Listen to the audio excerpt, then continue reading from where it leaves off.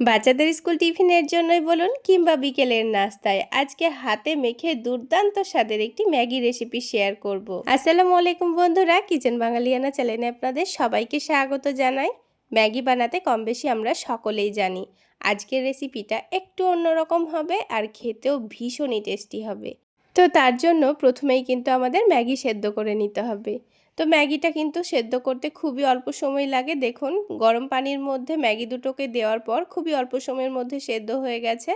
তো এটাকে একটা ছাকনার মধ্যে ঢেলে নিয়ে সাথে সাথে ঠান্ডা পানি দিয়ে ধুয়ে নিচ্ছি, তাহলে একে অপরের গায়ে লেগে যাবে না।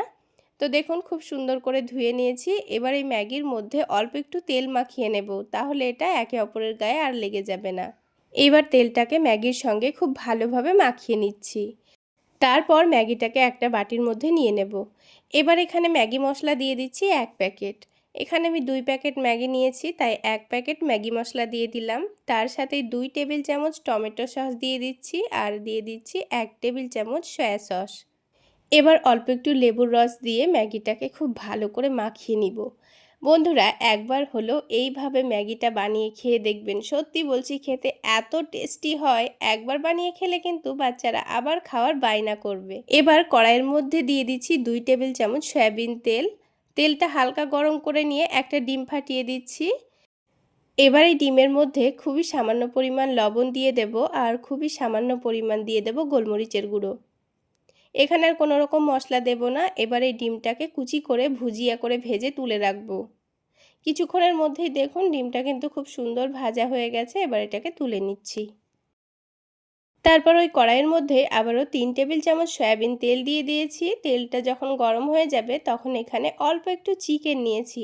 ওই ধরুন 2 পিস চিকেন আমি কুচি করে নিয়েছি।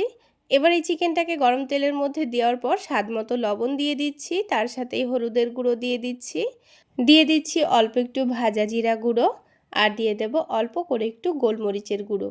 আর কালারটা যেন খুব সুন্দর আসে সেই জন্য কাশ্মীরি রেড চিলি পাউডার দিয়েছি আর সবশেষে আদা রসুনের পেস্ট দিয়ে দিয়েছি। এবার গ্যাসের ফ্লেমটা মিডিয়ামে রেখে মাংসটাকে কিছুক্ষণ খুব ভালো করে কষিয়ে নেব, যতক্ষণ না পর্যন্ত মাংসটা কষা হয়ে যাচ্ছে। তো দেখুন, কিছুক্ষণ খুব ভালো করে কষিয়ে নিয়েছি আর মাংসটা কিন্তু খুব সুন্দর ভাজা ভাজাও হয়ে গেছে আর মাংসের মধ্যে কিন্তু একটুও কাঁচা কাঁচা ভাব নেই।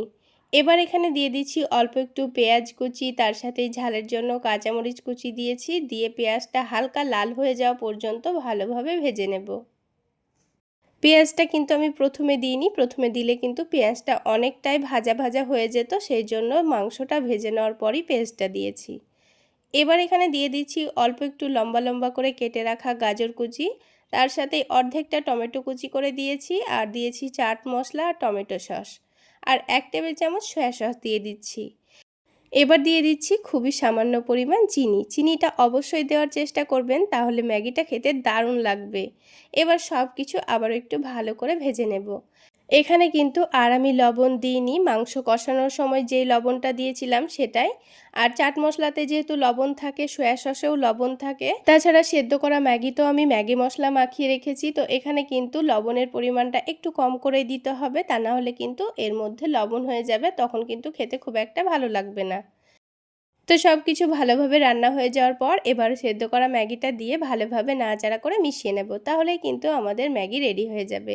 তো দেখুন, ম্যাগিটাকে কিন্তু মশলার সঙ্গে খুব ভালো করে মিশিয়ে নিয়েছি। এবার কিন্তু আমাদের আরও একটি কাজ বাকি আছে। এবার এই ডিমটাকে আমি দিয়ে দেব। তারপর আবারও একটু ভালো করে নাড়াচাড়া করে মিশিয়ে নেব, তাহলেই কিন্তু আমাদের এই দুর্দান্ত টেস্টের ম্যাগি রেডি হয়ে যাবে। তাহলে বন্ধুরা, আজকের এই ম্যাগি রেসিপিটা আপনাদের কেমন লাগলো অবশ্যই কমেন্ট করে জানাবেন।